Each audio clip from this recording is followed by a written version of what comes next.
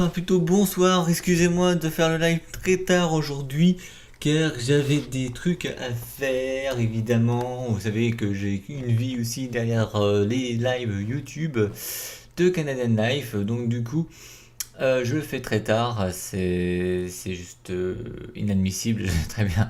Mais bon, enfin bref, juste pour vous dire que on va commencer le live, on va parler d'immigrés, tout simplement.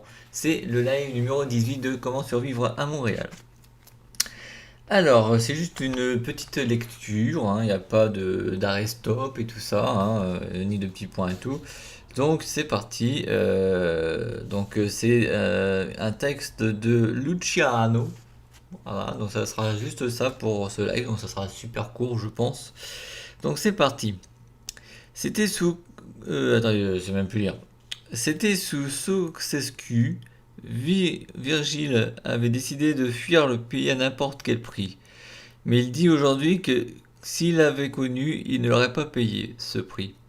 S'il avait su d'abord que vous passez de l'est à l'ouest, ils auraient dû se glisser sous un wagon et y perdre quasiment lui.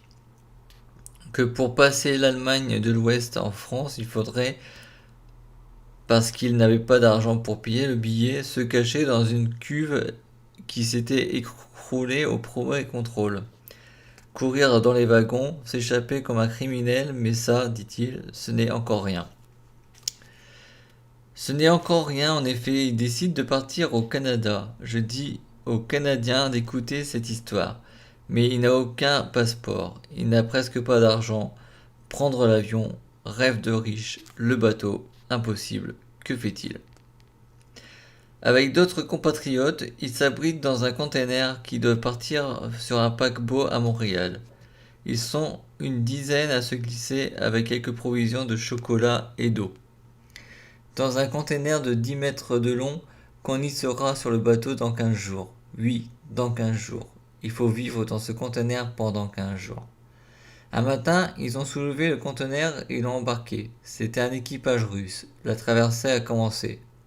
On savait que s'ils nous trouvaient, ils préféreraient nous jeter à la mer que de payer aux autorités canadiennes des amendes pour passagers clandestins. Alors on ne bougeait pas, on attendait l'arrivée, on priait. Mais il y a eu soudainement la tempête. Comme notre conteneur était à l'arrière du bateau, elle n'était pas bien attachée. Je l'entendais grincer et bouger avec les vagues. Je ne voyais déjà tomber du bateau, couler dans notre conteneur de l'Europe et le Canada. J'ai décidé que c'était trop dangereux. Il fallait sortir. Peut-être qu'il nous tuerait, mais j'en tuerais avant. Je pensais, celui qui voudrait me tuer, je lui mordrais la gorge comme un chien, et je l'entraînerais avec moi. Ils sortent un à un et, par bonheur, dirait-on, s'il ne s'agissait pas d'humanité, on les épargne. Les Russes les remettent aux autorités canadiennes qui les menottent. Cela leur semble des gants de velours. On les nourrit, on les loge, ils demandent l'asile politique.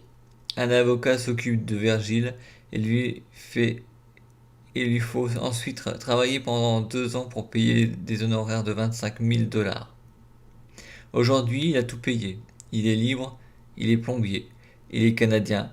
Il m'a appris mais je lève la dernière phrase. Il m'a appris qu'émigrer veut dire. Il lui a appris comment émigrer veut dire. Voilà. Donc, évidemment, un petit live de 6 minutes des poussières. Je vous ai lu un petit passage. Voilà. La semaine prochaine, donc j'espère que ça sera de bonne heure cette fois-ci, je vous ferai le numéro 9, la vérité sur l'immigration.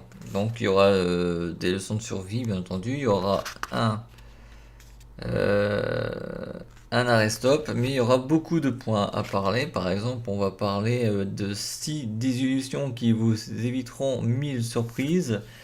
Amenez-les.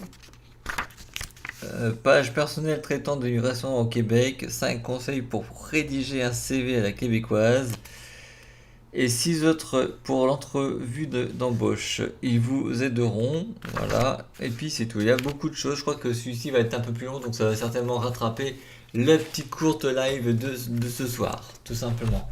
En tout cas, j'espère que ce live très très courte, qui dure pas très très longtemps, vous aura plu. Je suis un petit peu désolé du retard. Il nous reste d'ici encore 2 semaines et vous aurez droit au vlog spécial numéro 2. Est-ce que je fais des cours d'anglais ou est-ce que je fais le touriste? Mais moi, j'ai déjà ma décision. Je vous la dirai en fin de vidéo de vlog spécial numéro 2. Donc voilà, je vous souhaite une bonne semaine, un bon lundi et on se retrouve la semaine prochaine. Salut les gens, c'était Fabe. Ciao, bye.